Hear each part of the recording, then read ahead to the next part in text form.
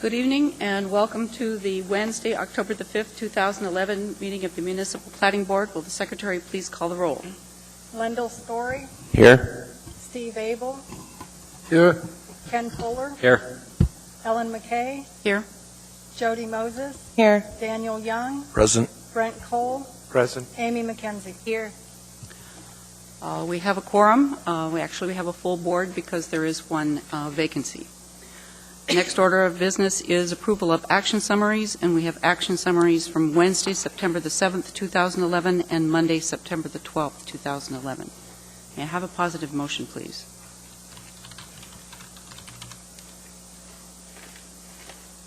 Mr. Story, is there a second? Mr. Young seconds. Is there any discussion? Seeing none, the motion passes. Whoa, wait a minute. Hang on. Is there any objection to the motion? Seeing none, the motion passes, and the action summaries are approved. Next order of business is approval of minutes, and we have minutes from November the 4th, 2009. May I have a positive motion, please? Mr. Young. Is there a second? Mr. Fuller seconds. Any discussion? Any corrections? Any objection to the motion? Seeing none, the motion passes and the minutes are approved. Under special order of business, we consider disclosures. Are there any disclosures? Mr. Young. In the matter of case S11649-3, Flat Top View Subdivision, Addition Number 1, second time extension, my firm has had business dealings with the petitioner in the past. We have no ongoing work with the petitioner. I have no financial or personal interest in the matters before the board. I can remain impartial in fact and action as a member of the board without personal bias. My past involvement and personal interests will not prevent me from fairly evaluating the facts of this case. May I have a positive motion to direct Mr. Young to participate in case S11649-3?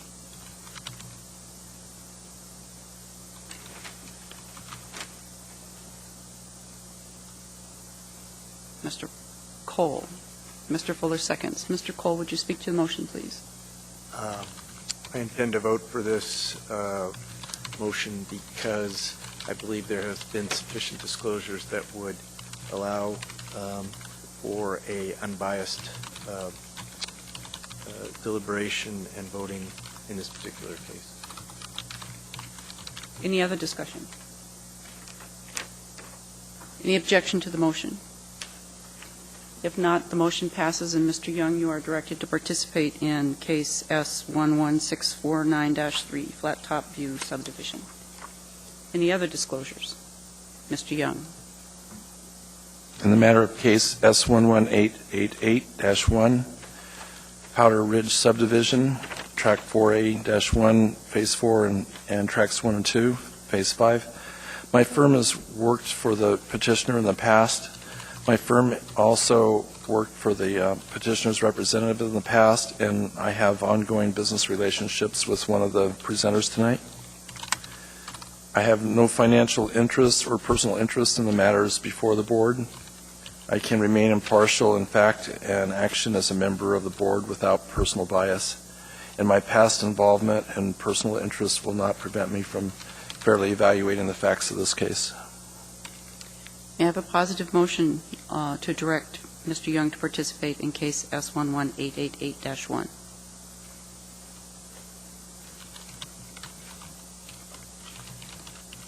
Ms. Moses, is there a second? Mr. Cole, could you speak to your motion, please?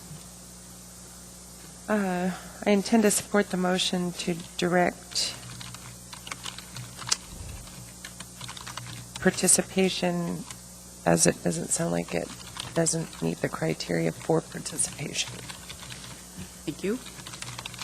Any other discussion? Any objection to the motion? Seeing none, the motion passes, and Mr. Young, you are directed to participate in case S11888-1, Powder Ridge. Mr. Young.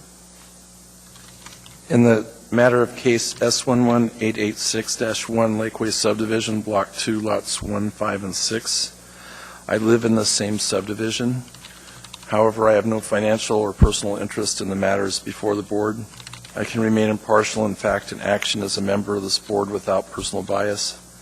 And my past involvement and personal interest, well, actually I don't have any past involvement other than living in the neighborhood, will not prevent me from fairly evaluating the facts of this case.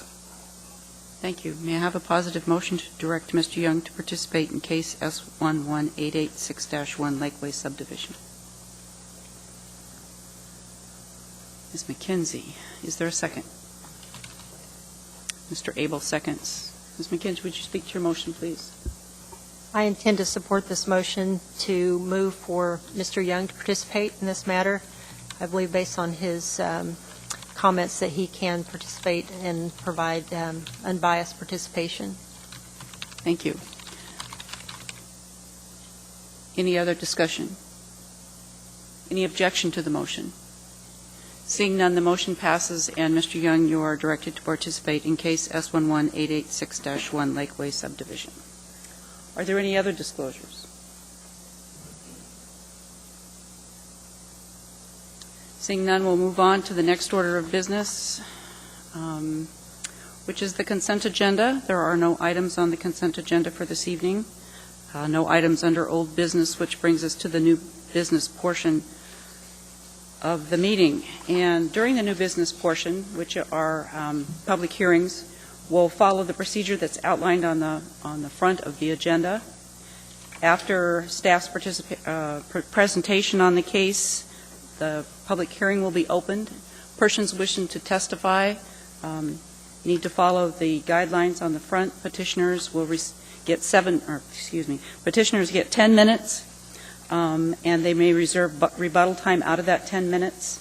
Representative of groups have 5 minutes. Groups like community councils, PTAs, individuals have 3 minutes. We keep time with this timer up here in the front, and it's got lights while you're testifying. The light is green. When you have 1 minute left, the light turns yellow, and when your time is up, the light turns red, and there's a buzzer that sounds. And if you haven't summed up by that time, you need to sum up quickly.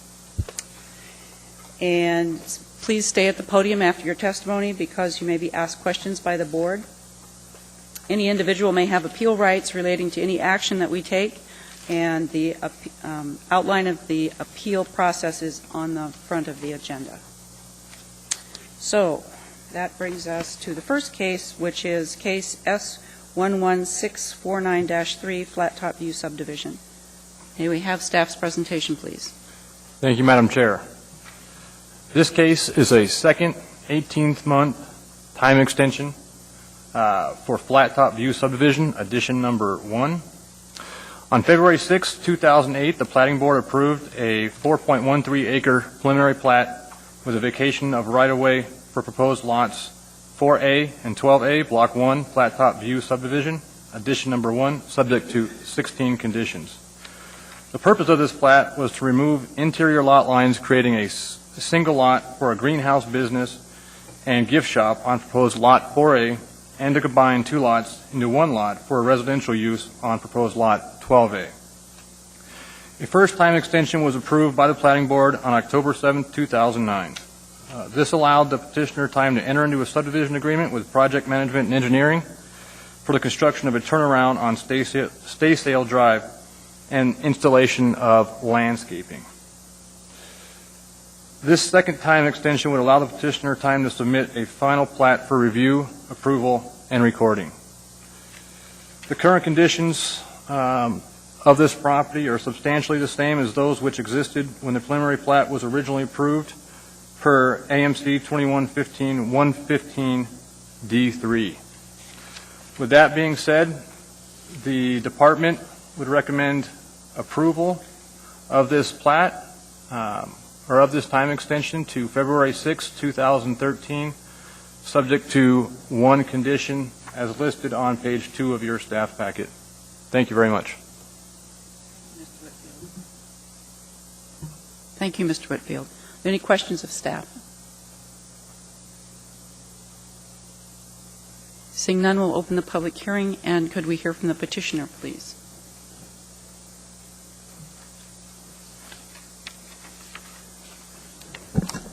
Madam Chairman, board members, my name is Kenneth Lang. I'm here this evening in behalf of the petitioner, Musician Farms. I don't have a whole lot to add to Mr. Whitfield's comments, other than the subdivision agreement has been completed, the landscaping has been installed, and recently the turnaround was paved. So there were 16 original conditions. We have a few more to take care of to record the plat, but we're very close. We're ready to submit the final plat. Regarding the additional condition that's been suggested, resolving with watershed management services need for an operations and maintenance plan to minimize or eliminate stormwater pollutants. I was initially questioning the need for this, or the authority of the Platting Board to request something like this.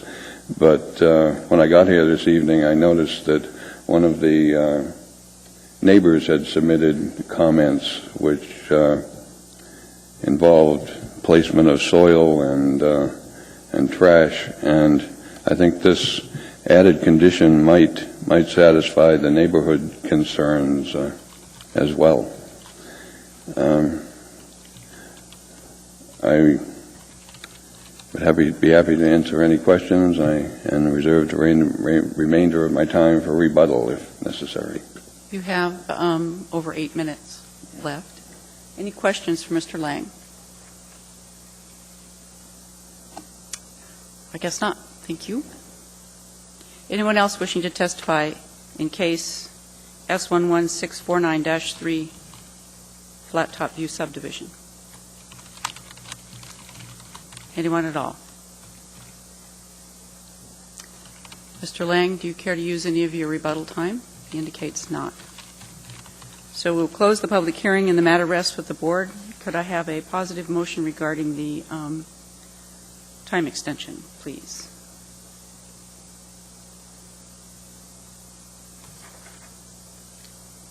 Should we ask for comments first or questions of staff? That might be good. Should we do that? Anybody have a question for staff? I do. Mr. Cole. Through the chair. Will the added condition address the neighbors' comments? Through the chair, Mr. Cole, yes and no. I think there are, regardless of the neighbors' concerns with trash, I think that this particular condition would be requested by watershed management. I think it's a condition that they've recently been requiring on most commercial properties, and it's really just a plan to mitigate, like it says there, stormwater pollutants and runoff. So I think that the condition would be there regardless of the neighbors' concerns.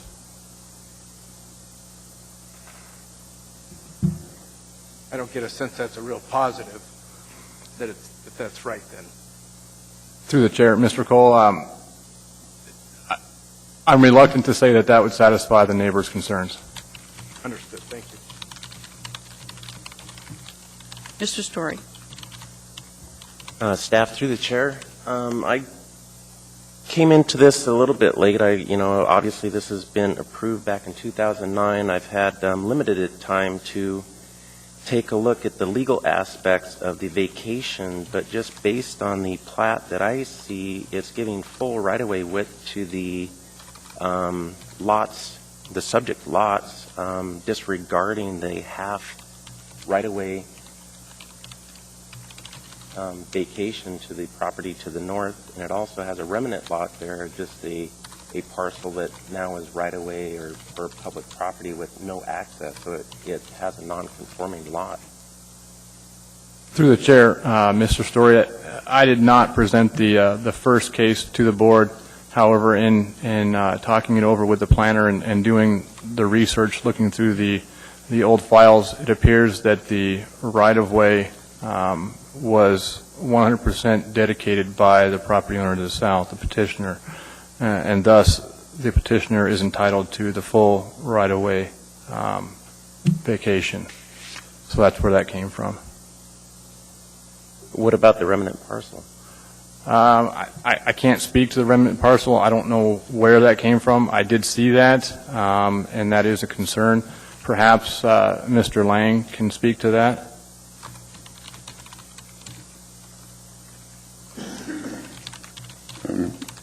Which area are you speaking? The little cul-de-sac portion? Yes. That was dedicated from the Turnigan View portion of the subdivision, and if that was to be vacated, it would have to be a petition from the abutters on the Turnigan View side, and they would acquire it. Understand, it just seems like it would have been taken care of during this plat. Leaving a remnant parcel there in a non-conforming lot just seems odd to me. Well, it's if you were to go look at it, it's a low area that actually serves as a drainage basin right now. And there is a drainage easement to the west, so it actually intercepts the drainage coming from the north and the west, and the east, excuse me. Thank you. Any other questions of staff?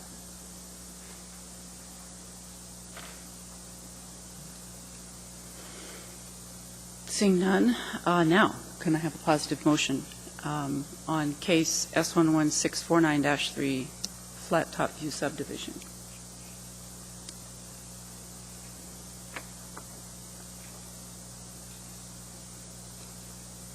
Mr. Young. Yes, in the matter of case S11649-3, Flat Top Subdivision Number 1, I move for a second 18-month time extension for the preliminary plat previously approved on February 6, 2008.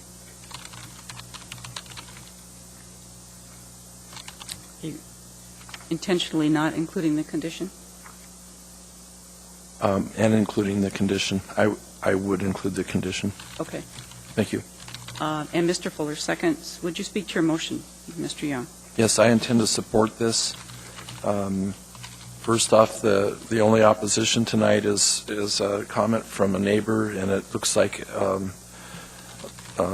possible an enforcement on the right-of-way, but that's not something that the Platting Board would decide, and I don't believe that should sway our opinion of this. The facts support this. The work has been done. Most of the conditions have been met, and I'm going to support this as well as staff's recommendations to support this. Thank you. Any other discussion?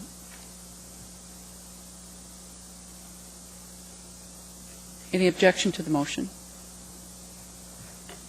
Seeing none, the motion passes, and the second time extension is approved to February 6, 2013, subject to the condition listed on page 2.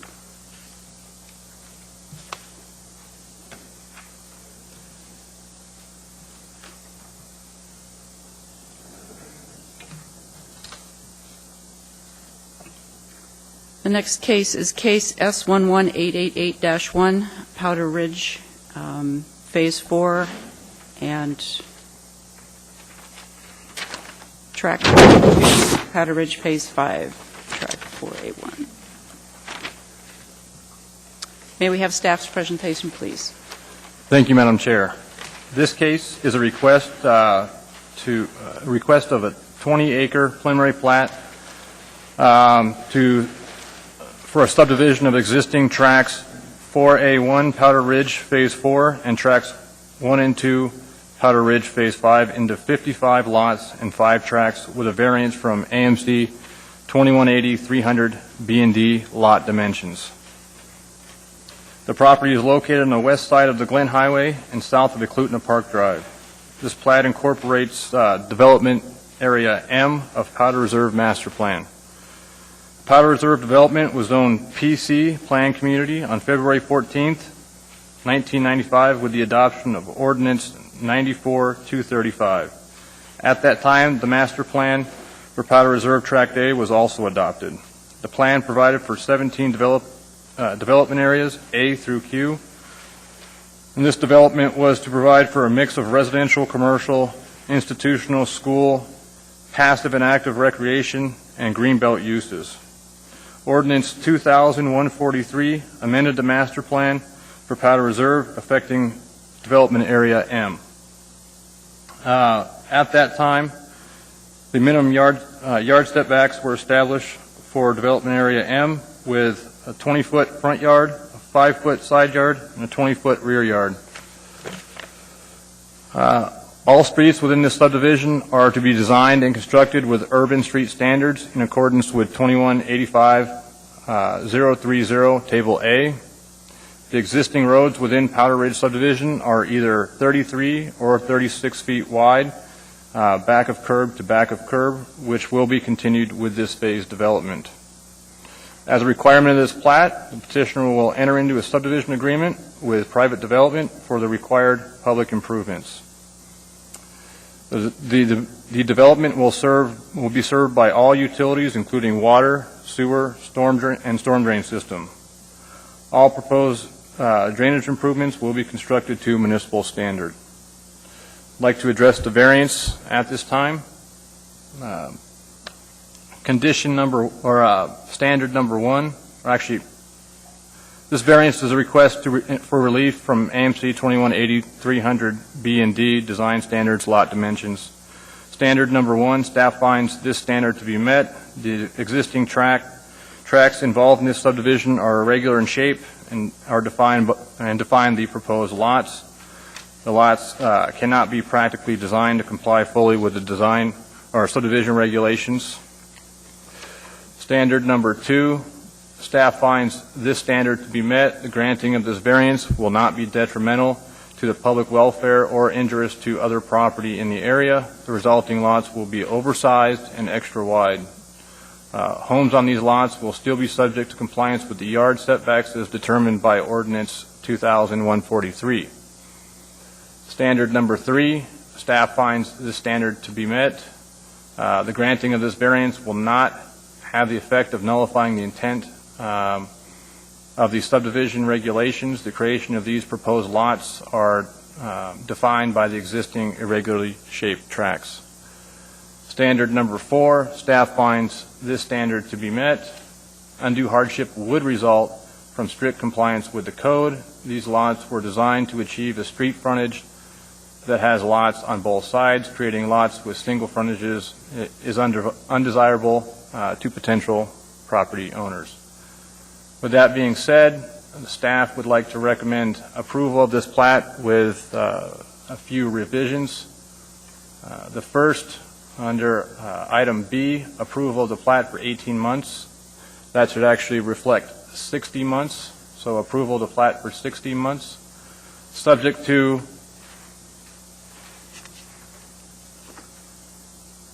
conditions listed on 10, 11, 12, and 13. I would like to offer amendments to conditions 13, 15, and 17D. I'd like to remove those 3 conditions.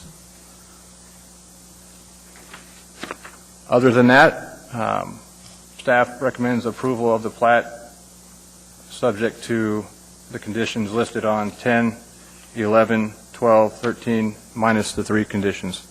Thank you. Thank you, Mr. Whitfield. Could you repeat the ones that you're deleting, 13, 15, and 17? Condition number 13 that states resolving with the non-motorized transportation coordinator the need for a walkway easement and the construction of that walkway along Tract 2C. Condition number 15 that states resolving with the State of Alaska, Department of Transportation, the need for a memorandum of agreement or subdivision agreement for future improvements to the Glen Highway off-ramp. And condition number 17D, placing a plat note that states, quote, all structures within this subdivision are required to have footing drains connected to the drainage infrastructure, end quote. Thank you. Thank you. Are there any questions of staff? Mr. Story. Yes, through the chair, why the deletion of the conditions? Through the chair, Mr. Story, there were several issues that came up after the staff packet was prepared, and those conditions and those issues have been resolved between staff and the petitioner, and thus we're offering amendments to those conditions at this time. Do you have amendments for them, or you just want to delete them? I'm sorry, deletions. Reading in the packet, there was a comments from DOT that were provided to us tonight that had concerns about note, I believe, condition number 15. Can you speak to that? Through the chair, Mr. Story, DOT has concerns, and there is some disagreement between staff and DOT as to the requirements, and the staff would like to leave it up to the board to decide whether that particular condition is warranted. We believe that it is not, but we will leave it up to the board. Thank you. Any other questions of staff? I have a question. Regarding the variance, how many lots are involved with this variance?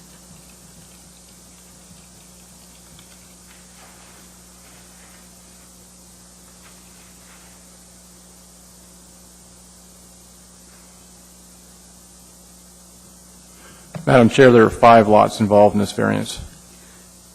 Should they be tied to their lot numbers, the variance tied to the lot numbers, or it just seems like we're handing them a blanket variance? You know, that is a very good point, and yes, I believe that, that's a good suggestion. I would say we would recommend approval of the variance for lots. Is it 20, 21, 22, 23, and 24?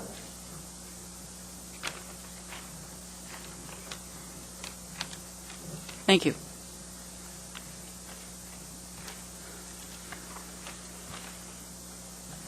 Okay, no other questions of staff. We'll open the public hearing. And could we hear from the petitioner or the petitioner's representative, please?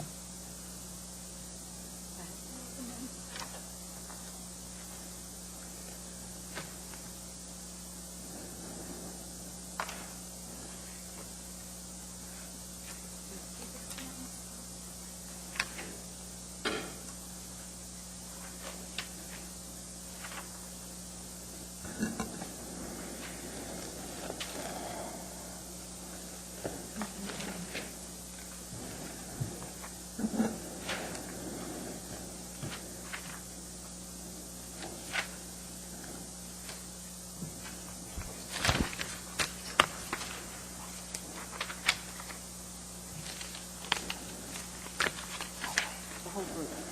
It's a packet. So all 3 of them. Hand it down.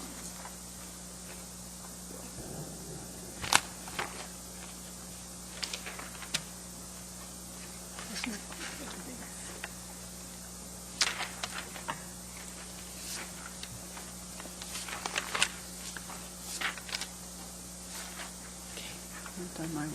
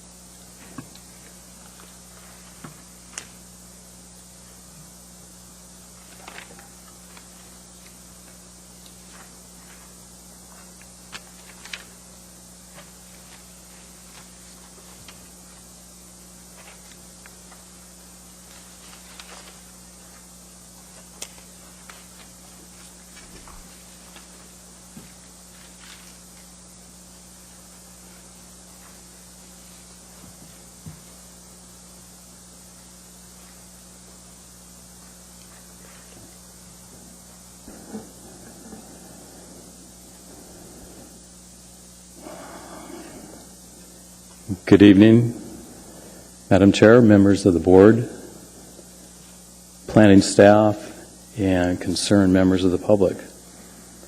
My name is Tom Jarrett. I'm with S4 Group, and I'm part of the team representing Eklutna in this subdivision tonight. With me tonight is Curtis McQueen, CEO of Eklutna, Jim Arneson with Eklutna, head of real estate and lands, Tim Potter and Steve Noble with Dow Engineers, Dave Grenier with Triad, and Pat Athey with Restoration Science and Engineering. He can answer questions concerning any wetlands. I have handed out to you a phasing plan for this subdivision, and I'd like to reserve 5 minutes for rebuttal, if I could, please.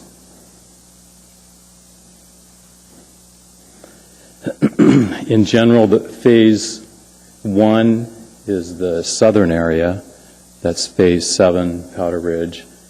And phase 2, which will be built either at the same time or after phase 7, is phase 4B, which is to the north.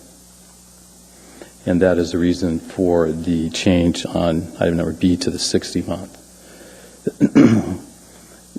We agree with the deletion of 13, 15, and 17D. The team and staff we have met many times over the last week since we got the conditions to try and iron a lot of these issues out. And we would like to add in there one additional amendment to the conditions, and that's to delete item number 12. That's the Nikita to Stephen Valley walkway. On your packet, page 40 and page 39, we have letters from the Eagle River Community Council. We received unanimous approval from them, and also on page 39, approval from the Powder Ridge HOA, which we met several times, and again, we had unanimous approval.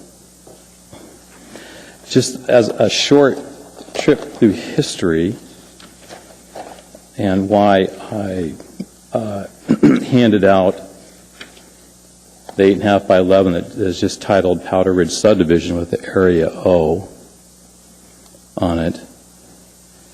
is to show what kind of changes have happened, what kind of progression has happened in this area since the original master plan was created back in the mid-90s. The area O that you see outlined there, the original approval for that area was for 130,000 square feet of commercial retail. There's going to be a large commercial retail development in that area. In the area beneath area O to the southwest, where there's the phase 5 and phase 6 you can see, that entire area there could be developed at R2M, which is 50-foot wide lots, and at a much higher density that was originally designed. Overall, the number of units that will be developable in this entire area, including phase 7 and phase 4B, is 381 dwelling units. Is what the original was, excuse me. Currently, with these, it's going to be 323 dwelling units, which is a reduction of 58 dwelling units over what was originally planned.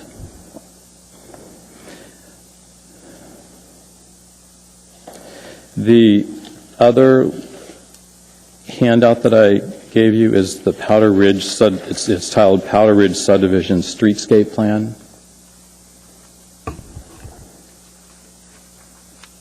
And there it's showing a 33-foot to 36-foot back a curb street, and then a 5-foot landscaped easement area and a 5-foot sidewalk on both sides.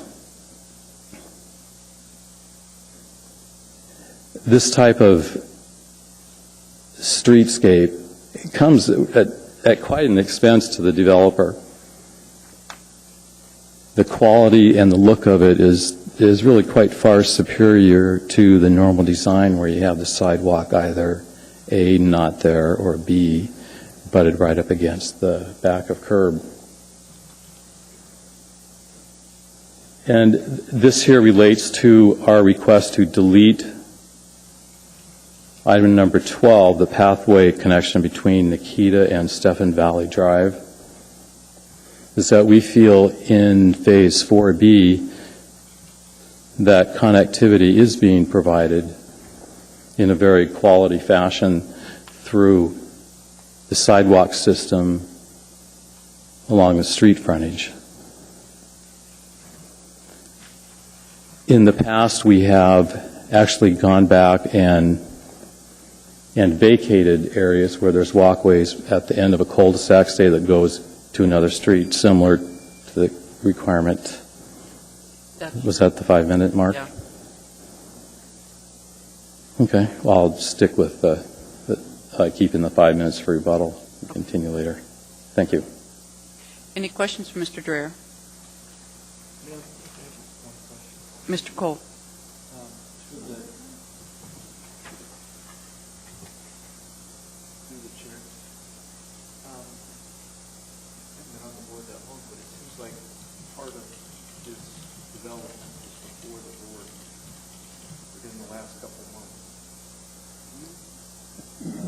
Correct. I haven't been on the board very long, but Mm-hmm. I have some recollection that this development was before the board on something else. Can you refresh my memory on what that was? It was before the board for the requirement to construct Powder Ridge Drive up to Stephen Drive. That's right. Yeah. And that condition was unanimously deleted from the conditions, if I remember correctly. Okay. Any other questions, Mr. Dreher? Mr. Young? Yes, through the chair, Mr. Dreher. On this item number 12, I'm looking at the maps that are in front of us, and this 20-foot wide trail easement, wouldn't that have a negative impact on several lots if that were to go through? It would. We find the type of people that buy in the end of a cul-de-sac, they're looking for a different type of environment. They're trying to find a place that is kind of quiet, out of the way. And they're probably not the type of people that want people running around in their backyards up and down a walkway. There's all over the city. There is some situations where these walkways are appropriate, and we put them in subdivisions here and there. But unfortunately, many times they end up being the places where teenagers go to smoke their cigarettes they took from their dad, or not that I've ever done that, but they do end up being problems, and there's people that actually very specifically do not want to be next to these type of pathways for that reason. Thank you. Mm-hmm. Any other questions, Mr. Dreher? Thank you. Mm-hmm. Anyone else wishing to testify in case S11888-1, Powder Ridge? Anyone at all? Anyone else wishing to testify in this case? Come forward and state your name for the record. Excuse me, ma'am. Madam Chairman, my name is Michael Shannon. I'm a resident of Powder Ridge Drive, and I have absolutely no objection to them developing, except for one fact.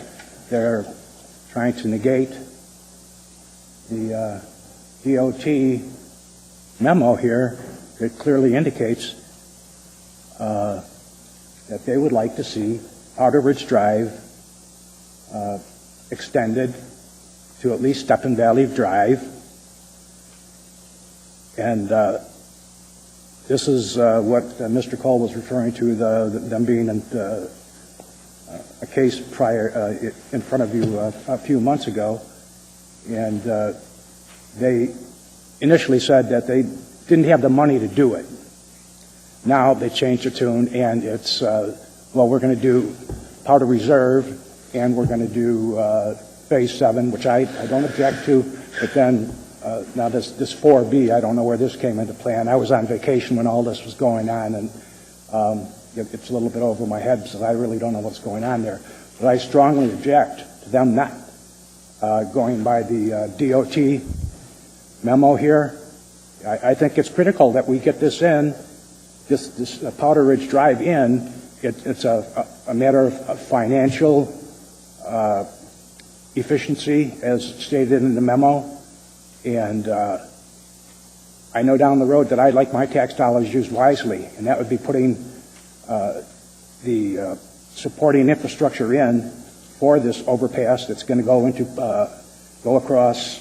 We definitely need another overpass going into Eagle River downtown district, and if at Farm Road, I guess, is where it would be intersecting there. And I can't verbally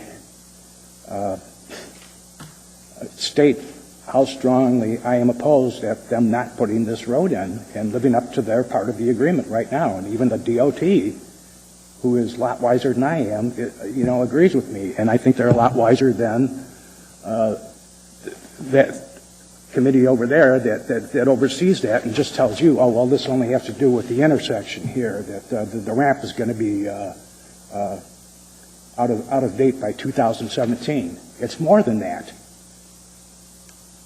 And I wish you would take that into consideration tonight.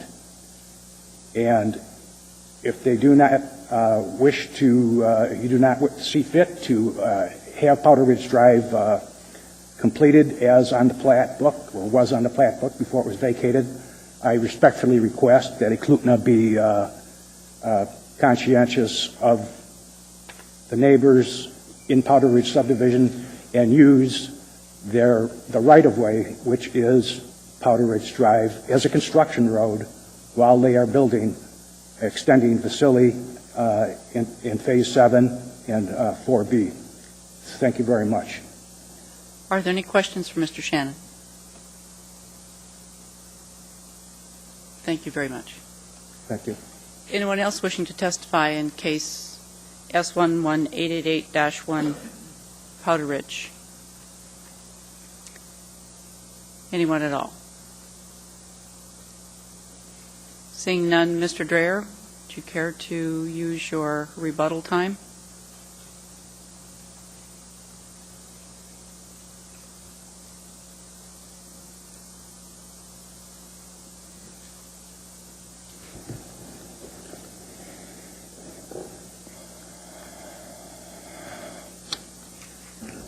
Madam Chair, members of the board.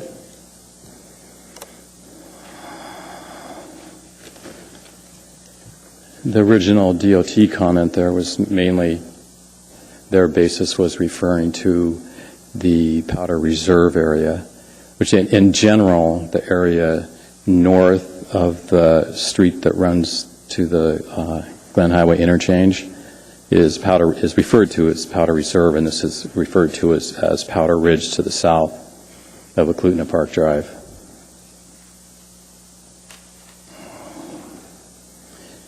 And there notes that was 2017 or 50% build out of Powder Reserve, which is quite a few decades in the future considering the economy, because this was done before the economic slowdown.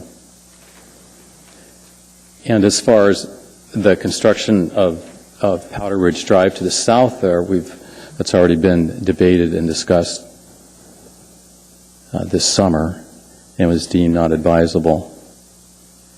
And a side note on it is that a road of that magnitude is way beyond the purview of a subdivision like this. The fact of the matter is, if that was a condition, this subdivision just couldn't happen, not considering the economics.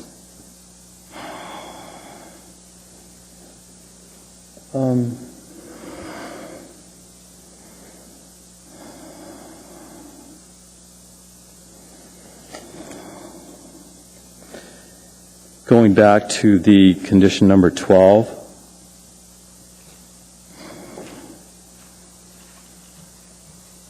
I can pull this a little closer here. As you can see, if you look close at the area around lot, especially 15, 14, 13, 26, and 25, there's certain type of people who are not going to want to buy in there because the driveways are too long.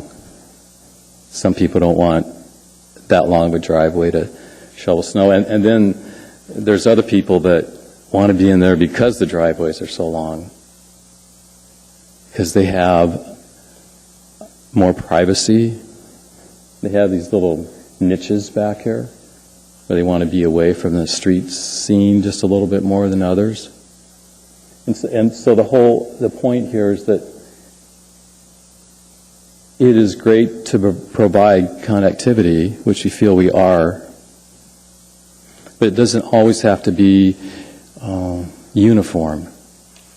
And I try and do that in all my subdivision design, is to create little pockets of creativity here and there where maybe it encourages different type of house designs instead of the normal cookie cutter type of designs that we're used to seeing.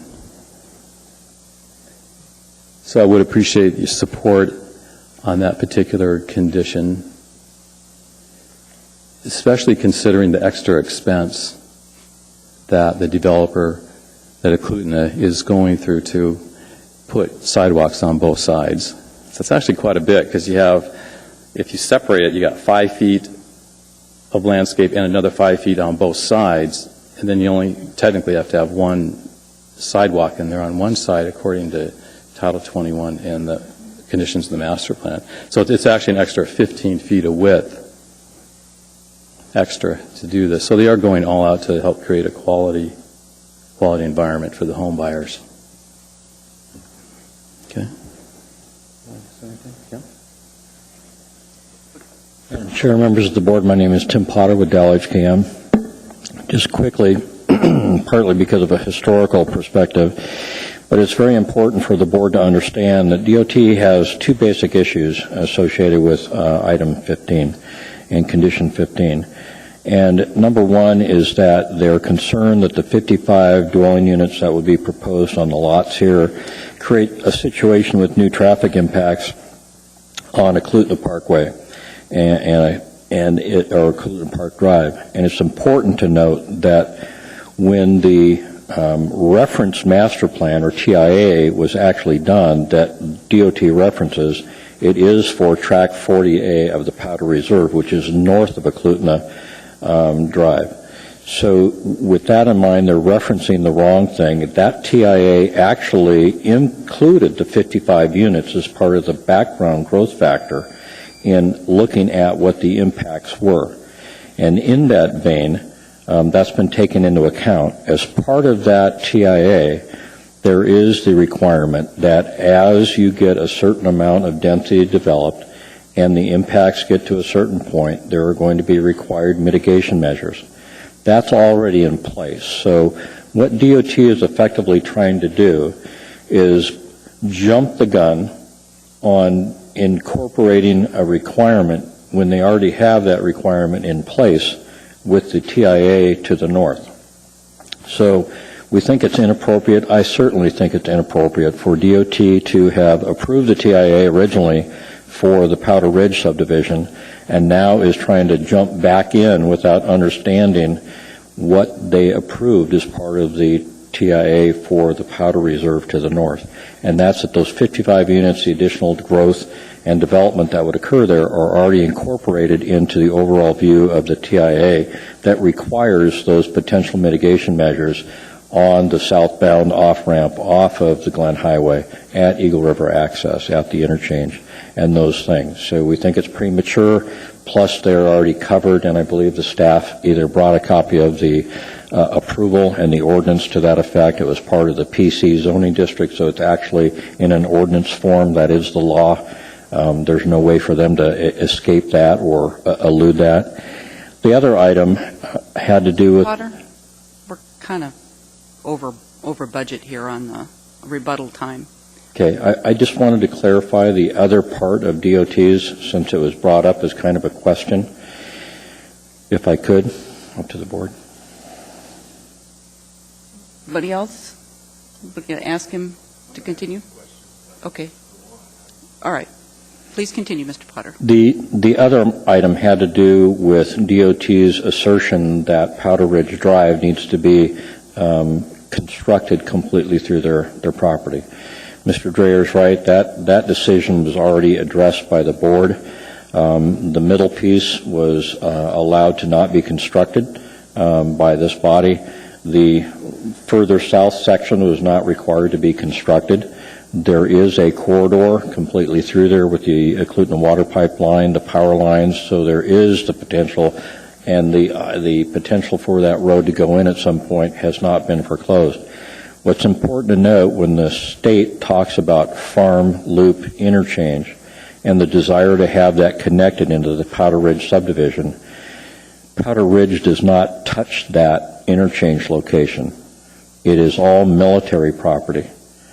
And I think also, again, it's inappropriate for the state to demand a private property owner dedicate right-of-way and construct a road on the basis that they believe there's going to be an interchange there someday, and that someday the military is going to allow a road to go through their property, which in our discussions with them, that's not the case.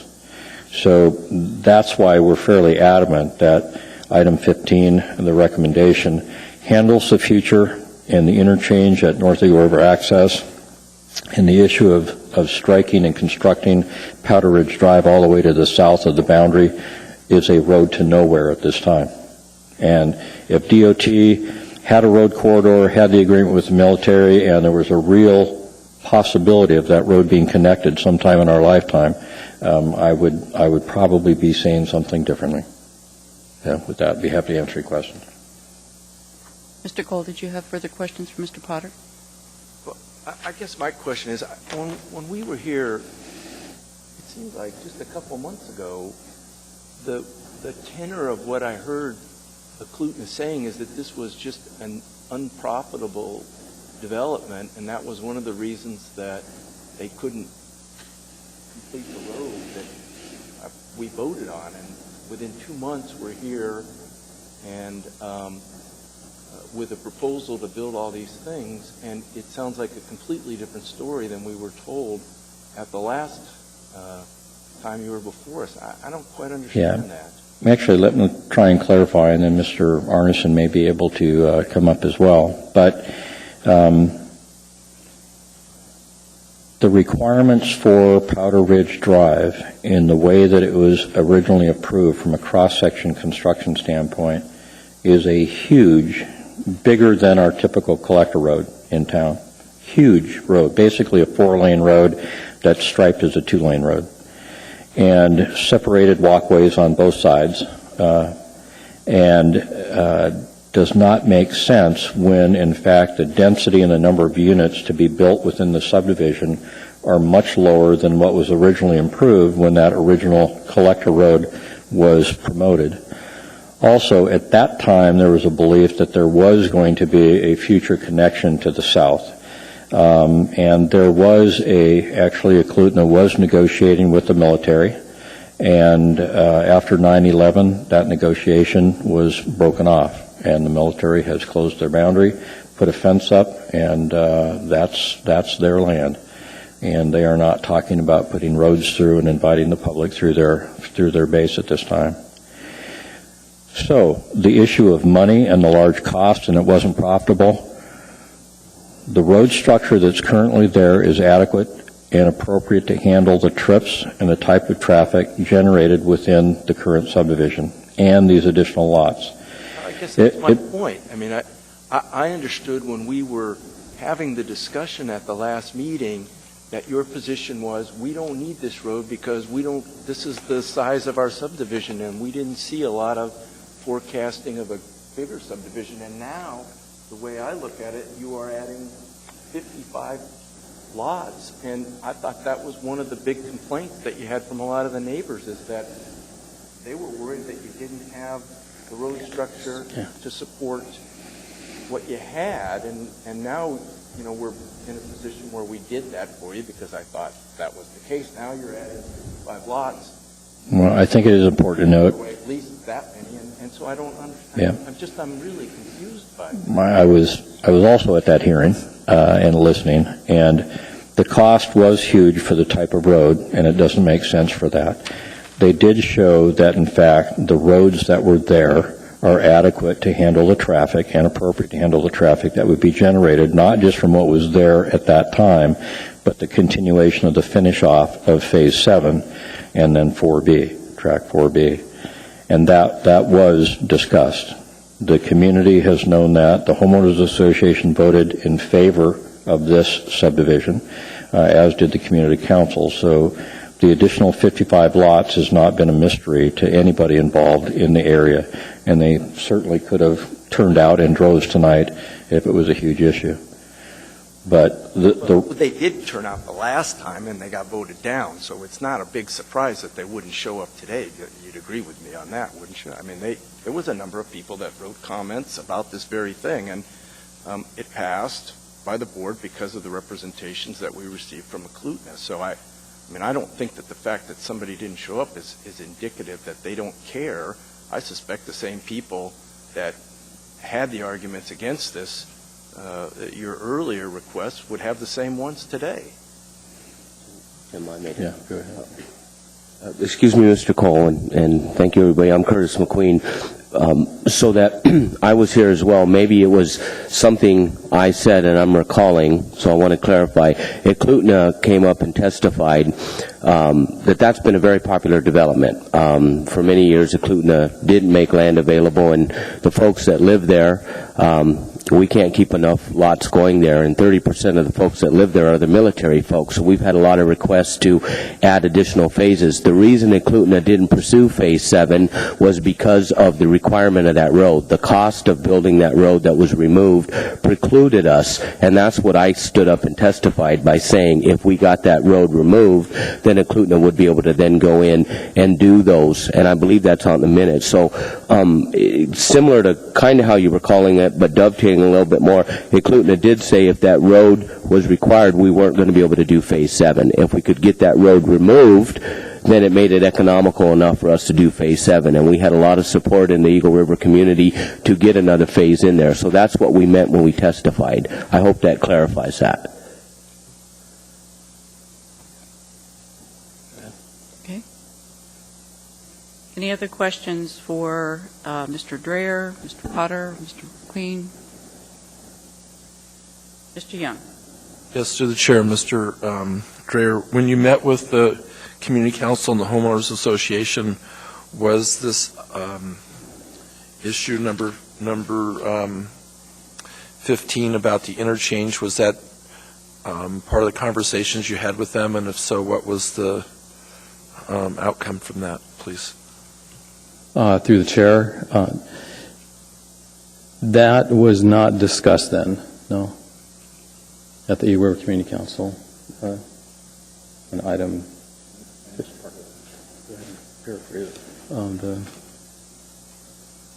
on the 15. Mr. Young, could you repeat your question? Yes. I'm asking, when you met with the Homeowners Association and when you met with the Community Council, was this issue number 15 addressed with them? Did they support the plat as you're presenting it now, or did they even have an opportunity to discuss this interchange? They acted on the application, which is the subdivision that's in front of you, not the staff's recommendation that have come forward from DOT. And I think it's also pretty important to note, and I understand where you're going, that DOT did submit those comments. The city, as kind of a clearinghouse recommendation body to this board, looked at that, put it in as a resolve. In reconsideration of that position, because it was pointed out that, in fact, the comments of DOT were erroneously talking about a different document, a different piece of property, different traffic impact analysis, and they were just flat wrong and not associated with this subdivision.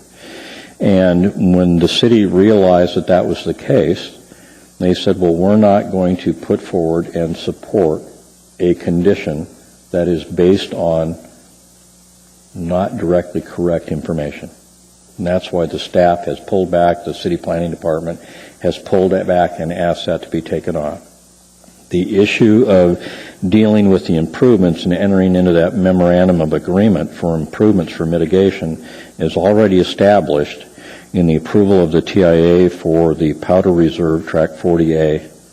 And the next time there is the first phase of that subdivision, which has about 500 acres in it, north of the Eklutna Drive, that will be subject to DOT's approval and the TIA and the requirements for the mitigation. So. Thank you. Any other questions for the petitioner's representative? Clarify one more thing on the Phase 7 plot. Just so it's clear, back in, I think it was 2006, if I remember correctly, we had approval for Phase 5, 6, and Phase 7. And the only reason we had to come back here, actually, was because we ran out of time. We went through the 6.5 years. It must have been 2005, anyway. We went through the 6.5 years, the original 60-month approval, and then the 18-month on top of that. So it's always been there. The only change we made with the design was we upgraded some of the traffic calming. We met with the community and kind of built in some traffic calming items in there with the jog intersection, the T intersections that we found to be a lot safer through different reports that we've collected. And then also about midway down through the subdivision in this area right here, we're working with traffic engineering and adding a choker where the street gets narrow, the curb comes in, then you have some heavier landscaping on the sides, so that when people are driving through, they see it's kind of like a disruptor. It's something that jerks you awake. And so, anyway, I just wanted to make sure that was clear that this actually had previous approval 6.5 years ago. Thank you. Any other questions for the petitioner's representative? Thank you, Mr. Dreher. All right, thank you. So we'll close the public hearing. Are there any questions of staff? Jody. Through the chair to staff, can you comment, one of the petitioner's representatives said that DOT's comments, basically they, commented on the wrong property piece, but in your presentation you actually stated that there's a disagreement, or that you disagree, the city and the state. So can you clarify, is the state commenting on the wrong property, for lack of a better word? Through the chair, Ms. Moses, yes, Mr. Potter was correct when he stated that the requirement to enter into an agreement to improve the off-ramp was part of the master plan and TIA for Powder Reserve to the north. Now, when that was brought to DOT, DOT recognized that. However, they wanted Eklutna to enter into an agreement regardless, and that's where the disconnect happened. That's where the disagreement happened, and thus that's why the department recommends removal of that condition. Any other questions of staff? Mr. Young. Yes, through the chair. I just had one question for clarification. Under item B, approval for plat for, was it 16 months or was it 60 months? Through the chair, Mr. Young, that was 60 months. Thank you.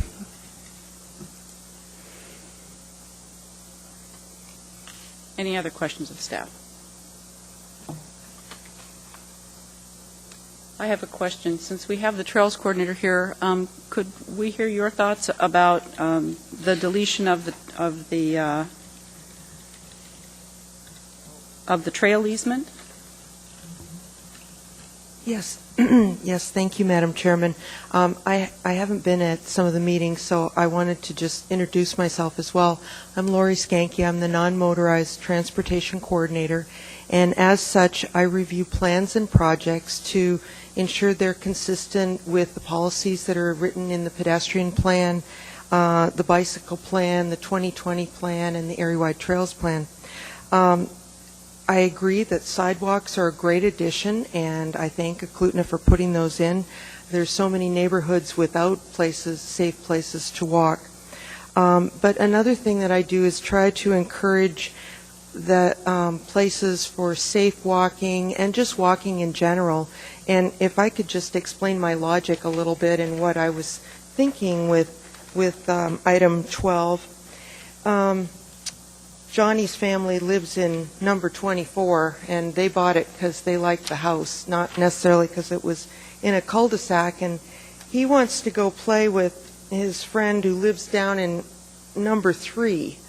Now, if he were to walk there, he has to go north on Nikita, east on Nikita Drive, south on Vasily Drive, and then west on Stephan, until he gets to that house. And theoretically, that's 1,500 lineal feet, which is, it's 0.28 miles.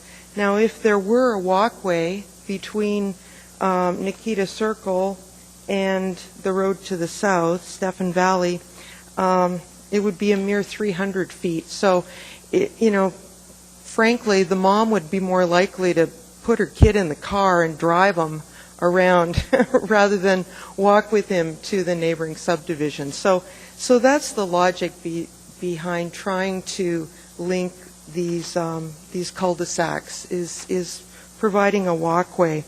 We would certainly be good with making in item 12 a 10-foot walkway easement, and there are many ways I believe that the petitioner could work 10 feet through there. It doesn't have to be right down the middle. So that is the point on that. I just wanted to bring something else up. The paperwork that Mr. Dreyer handed out also shows these green swatches through it. And just above the words 4A is a green belt easement that basically abuts lots 17 and 18, and I had missed those previously, but there's another opportunity to provide a connection for people to get around this development that's not via a road. And thank you very much. Thank you.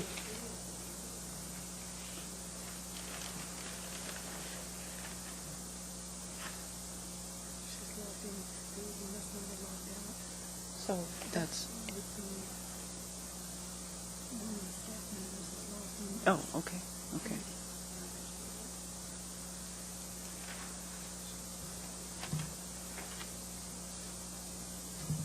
Any other questions of staff?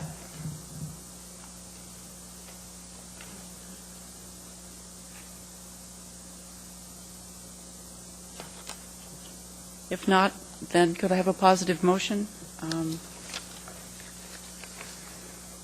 on the variance, please? Oops, sorry, Dave, did you want to say something? Madam Chair, I just want to offer one amendment to the variance request. I had stated previously it was lots 20 through 24, and I would like to correct that. It's lots 21 through 25, so I apologize for that.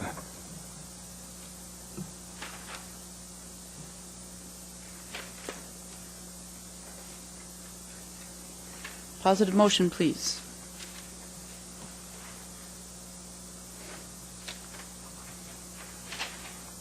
Mr. Story.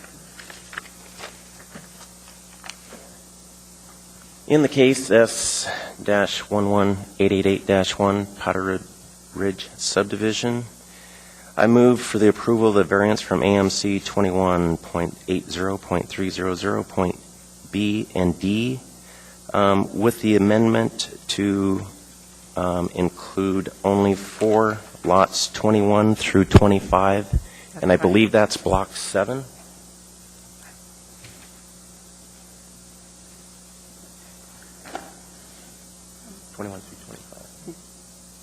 Five lots. For the 5 lots, 21 through 25, and I believe that would be block 7. Is there a second? Mr. Young seconds. Mr. Story, would you speak to your motion, please? Based on the configuration of the tracks that they originally had to work with and the configuration of the residential lots that they came up with, it seems like an adequate solution to the configuration of the original lots.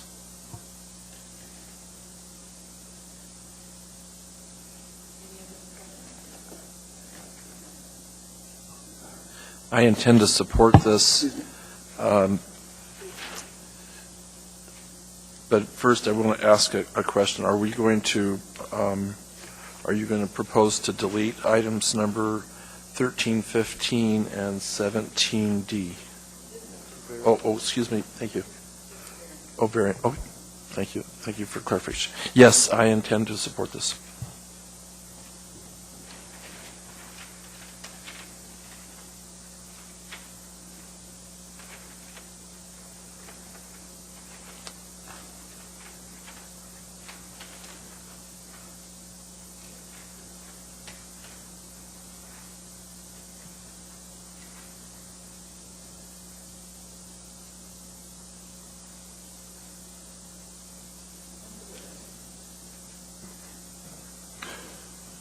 Madam Chair, Mr. Dreyer brought to my attention that the request for variance also included 3 tracks.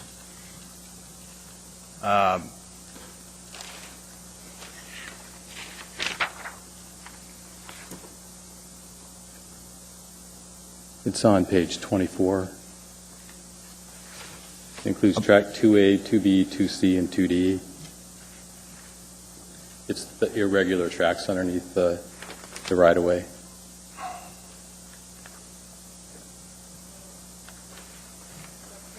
'24.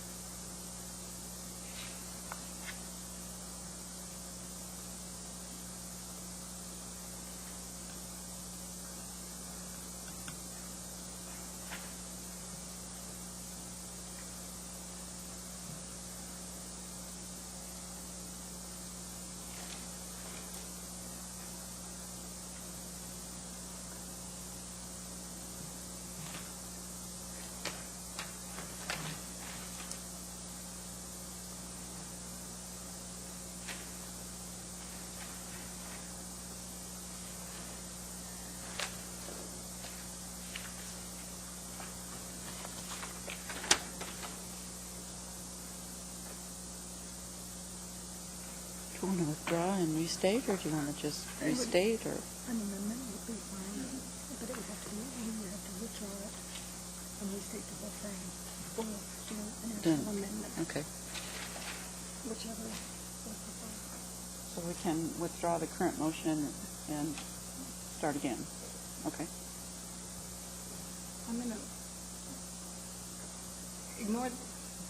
ignore the screen for a minute, because I'm gonna have to record it into my system, or I lose it, so I'll reset it.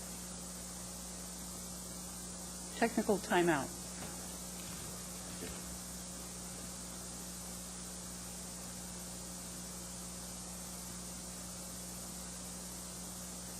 Okay, I need to move on to Okay, so, start over. No, I guess that was withdraw. Right. So we have been withdrawn, just start again.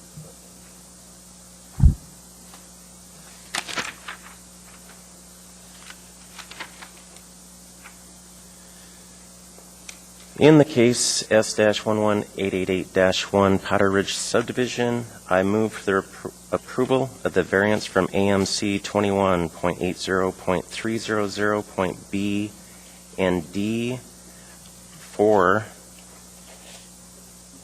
the proposed Powder Ridge lots 21 through 25, Block 7, and tracks 2A, 2B, 2C, and 2D.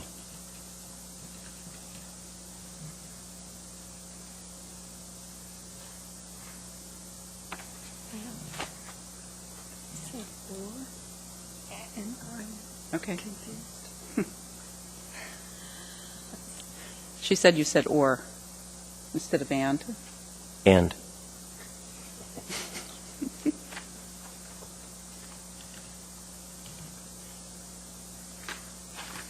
Are we all good?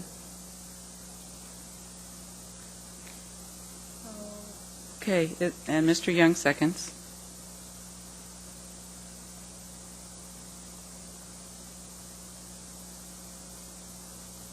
Okay. Okay, I'm sorry. Mr. Story, would you speak to your motion and be sure to include the standards for a variance? based on the variance request, the original track configurations that were left over from the previous improvements, and the special circumstances and conditions affecting the property, I believe that the variance from the municipal code is warranted. Thank you. Any other discussion? Mr. Young? Yes, I intend to support this, and some of the basis for the support is that with this vacation request, there are circumstances that have to be met. There are special circumstances or considerations affecting the property that the strict application of the provisions of the subdivision regulations would clearly be impractical, unreasonable, and undesirable to the public. And we found that those conditions have been met. The existing tracts involved in the subdivision are irregular in shape and defined, and they are defined proposed lots. The lots cannot be practically designed to comply fully with the subdivision regulations. The second condition is the granting of the specific variance will not be detrimental to the public welfare or injurious to other property in area in which said property is situated, and we found that that standard has been met. The granting of the variance will not be detrimental to public welfare or injurious to other property in the area. The resulting lots will be oversized and extra wide. Homes on these lots will still be subject to the compliance with the yard setbacks as determined by AO 2000-143S2. The next condition is that such variance will not have the effect of nullifying the intent and purpose of the subdivision regulations or the comprehensive plan of the municipality, and we find those standards have been met. The granting of this variance will not have the effect of nullifying the intent and purpose of the subdivision regulations. The creation of these proposed lots are defined by the existing irregular shaped tracts. And lastly, the undue hardships would result from strict compliance with specific provisions or requirements of the subdivision regulations. We found that this standard has been met. Undue hardship would result from strict compliance with code. These lots were designed to achieve a street frontage that has lots on both sides. Creating lots with singles frontages would be undesirable to potential home buyers. And we also found in the presentation and the documentation that there's community support for this variance from both the community council and the homeowners association. Thank you, Mr. Young. Any other discussion? Any opposition to the motion? Seeing none, the motion passes and the variance is approved. Moving on to the plat.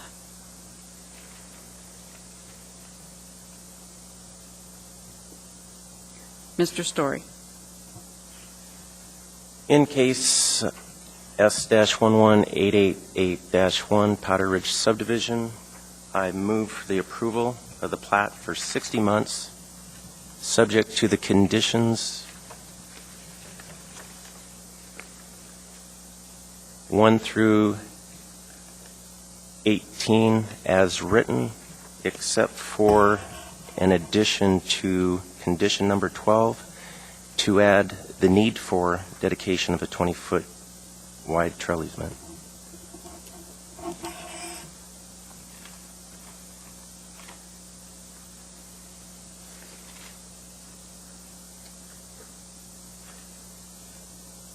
And keeping conditions 13, 15, and 17D?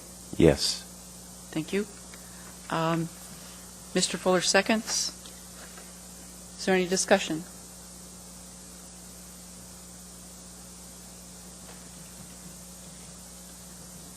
Is there any objection to the motion? Yes. Then we shall vote. Did you, okay, then we shall vote. Do you want to speak to your objection? No. I'm dissatisfied with what we've heard today and concerned about the problems with the Department of Transportation's issues, and so I'm voting against it. Okay.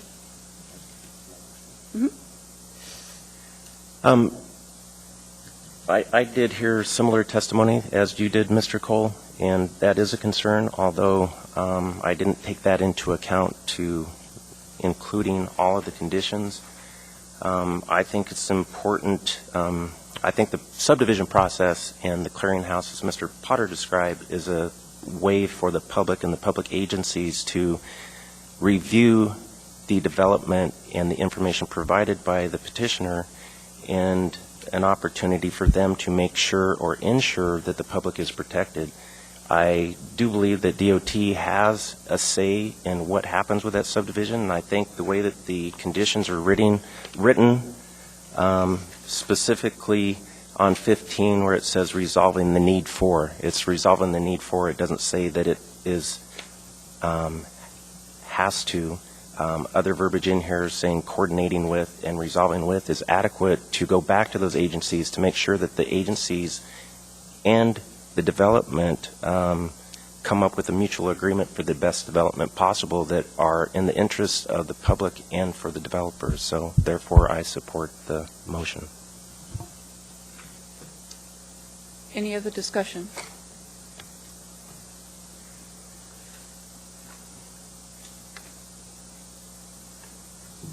Ms. Moses.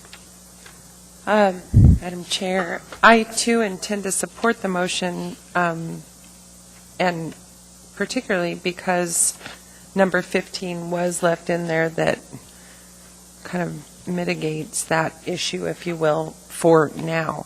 I'm a bit inclined to want to remove number 12 completely, because the purpose of trails and walkways is connectivity. They've met, if not exceeded that, with the sidewalks, and having a shortcut just isn't a viable, to me, it isn't a good reason to devalue lots. In my professional experience, I can say that putting this trail in that location will devalue those end subdivision lots, in my professional opinion and my real estate background, having actually participated in sales in this subdivision. I agree with the petitioner in that regard. So I'm sitting here a little staggering over. I like the addition of the need for. I'm more inclined to want to remove number 12. Maybe another board member has comment on that. But I intend to support the motion. You can offer it as an amendment. See how else we feel. Okay. Do I need to move to amend?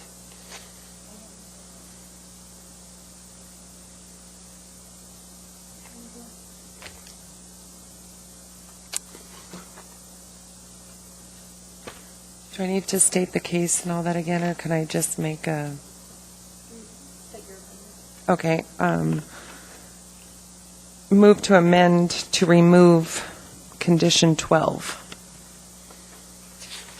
for, I guess I don't comment now.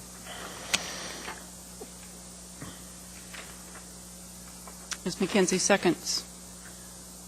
Any other discussion regarding the motion, the amendment? Excuse me. Mr. Fuller. Yeah, I support that amendment, and I picked up on the trail coordinator talking about between 17 and 18, a 10-foot walkway that would accomplish the thing without, the end of the cul-de-sac would be very long, and it would go through 4 different lots, as opposed to 17 and 18 coordinating with the green belt there. But that's just a suggestion. I don't want to amend anything. Mr. Young. I will support the amendment, and I believe that, as we've just discussed, that requiring a 10-foot or a 20-foot easement through here would create an adverse impact to the development, and I don't believe that I do not support creating an adverse impact. Any other discussion on the amendment?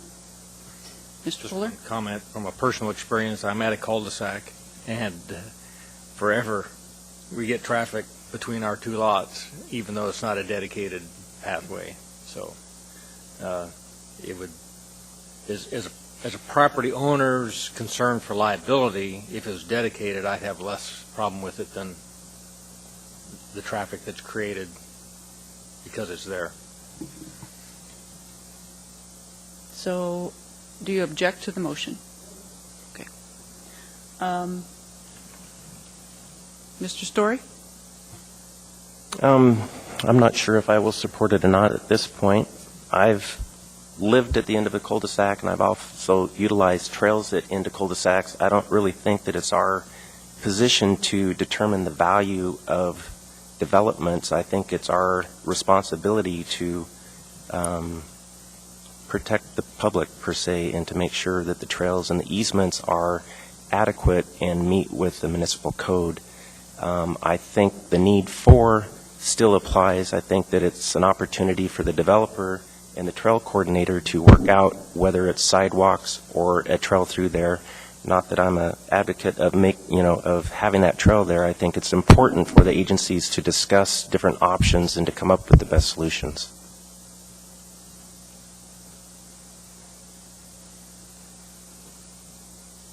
Any other discussions? Ms. Moses? Madam Chair and the board, if I may maybe ask for some clarification based on Mr. Story's comments, but my amendment was primarily based on the fact that it was acknowledged by the trails coordinator present that this meets the connectivity requirements, and this number 12 would actually be above and beyond to, so I agree in protection or in good action for the public, but the required connectivity, paths, sidewalks, if you will, are already there. This would exceed, based on the opinion of the trails coordinator, that a shortcut would be so much more convenient. Did I not understand? Is there a connectivity issue here that wasn't disclosed? Through the chair, Ms. Moses, there's good walking areas that they've offered with the sidewalks, and that's just to get around the entire subdivision. It's a good safety thing. The connectivity is between the cul-de-sac and the other street. So I don't know if that really answers your question. It's providing an extra access. It's instead of back in the 60s, all the cul-de-sac subdivisions that were built.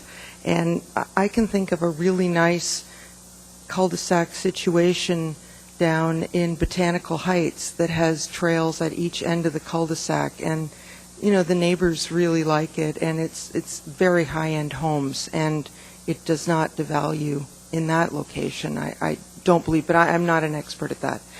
So it was more just to try and get people around and have them utilize it easier.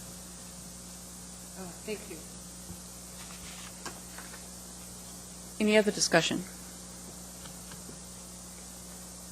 If not, at least there's question about the vote, so I think we should vote on the amendment. And the amendment is to strike condition number 12. So a yes vote would take out condition 12, and the no vote would leave condition 12 in.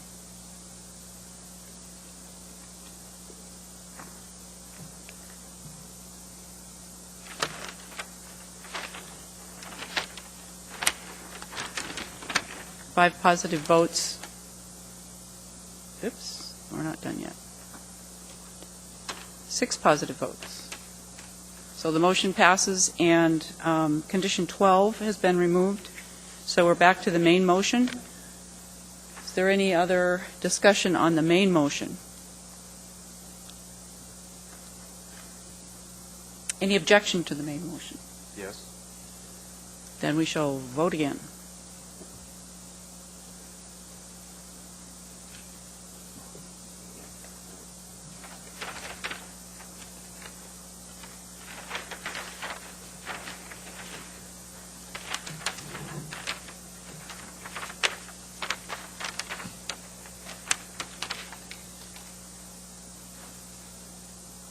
And the motion passes, and the plat is approved for 60 months, subject to the conditions as stated.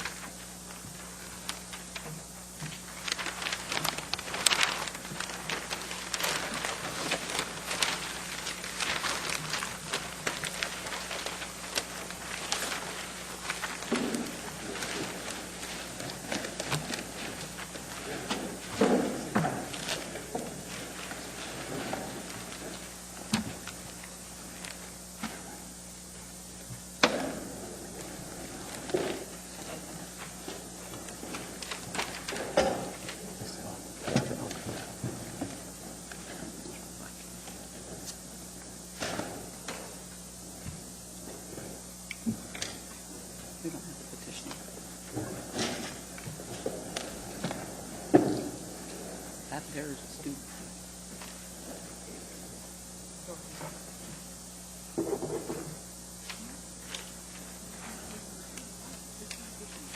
No.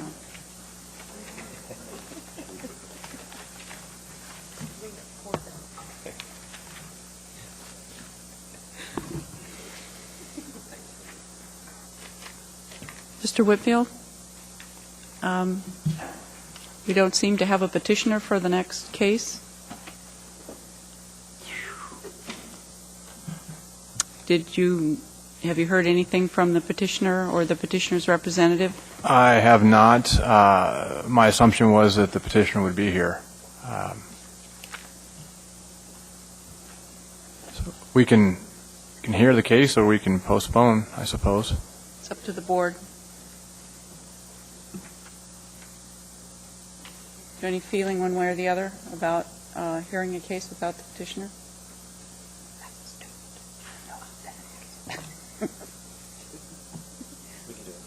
We can do it? Everybody okay? Go for it? Okay. Next case is case S11886-1, Lakeway Subdivision. May we have staff's presentation, please? Thank you, Madam Chair. This preliminary plat is a .75 acre reversion to acreage of existing lots 1, 5, and 6, Block 2, Lakeway Subdivision into one lot. Petition site is located south of Spenard Road, west of Iowa Street, and north of West 43rd Court. The property is Zone B3, General Business District. Zoning of the surrounding area includes R2M to the south and east and B3 to the north and west. Access to the petition site is from Spenard Road and Iowa Drive. Private development requires no improvements to Spenard Road as it appears to be constructed to municipal standards. However, the most easterly driveway along Spenard Road does not meet municipal standards. This driveway shall be decommissioned and replaced with a barrier curb and gutter to match the existing curb along Spenard Road. Iowa Drive is predominantly a strip paved section along the frontage of the proposed lot.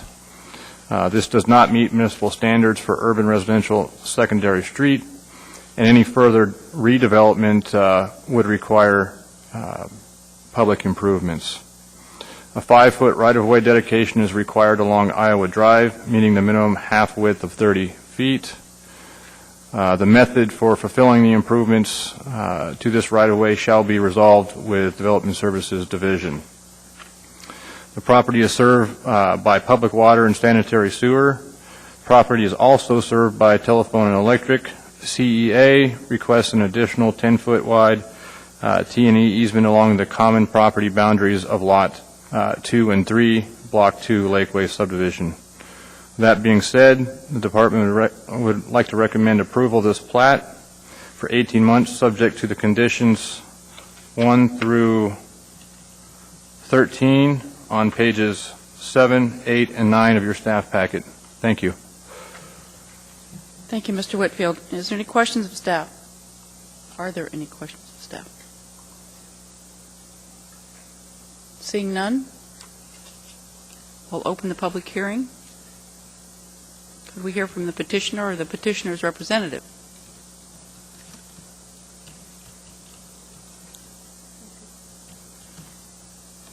No petitioner, and we have decided to move along Anyone wishing to testify in case S11886-1 Lakeway subdivision? Seeing none, we'll close the public hearing and the matter rests with the board.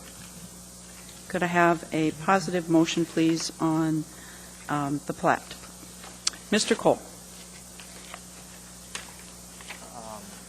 Yes, I would move in the case S11886-1 Lakeway subdivision to approve the subdivision of 3 lots into one in the plat, including conditions 1 through 13 in our packet.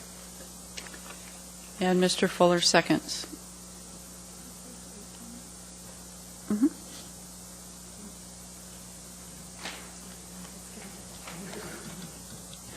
Mr. Cole, would you speak to your motion, please? I intend to support this motion on the basis of the information that has been provided to us by the planning staff analysis, including all the documentations and the support provided for, and including the department's recommendation. They appear to be in order and appropriate for this particular parcel of property. Excuse me. Any other discussion? Any objection to the motion? Motion passes and the plat is approved for 18 months, subject to the conditions 1 through 13.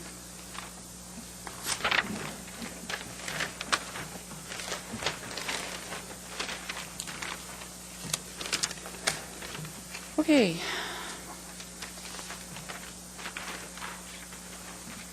No scheduled persons to be heard. No reports.